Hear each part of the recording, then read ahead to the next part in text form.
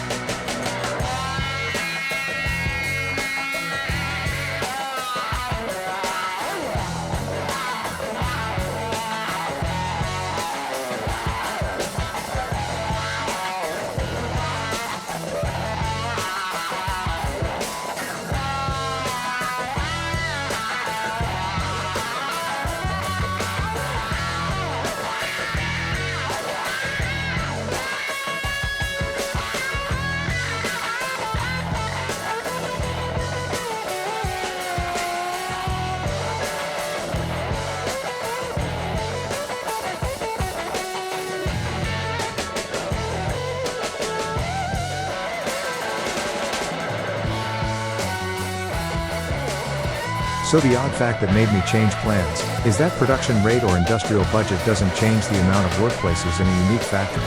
The only way that increasing those numbers could increase workplaces is if it means that factory needs so much more processed materials, that industrial areas need more processing buildings. Since the capacity of industrial areas were enough to take the increase of the budget numbers, I decided to go for full 150% and hope it would make them struggle a little bit. Also, since there was more industrial demand than residential, I decided to zone all the new low-density residential development.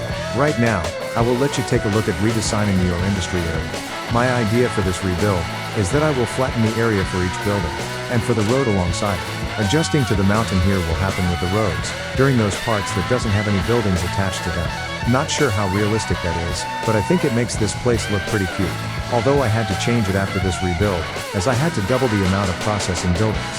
Also, in the phase, which is also next episode, I will add those extracting buildings as well, so it changes the place in that regard as well.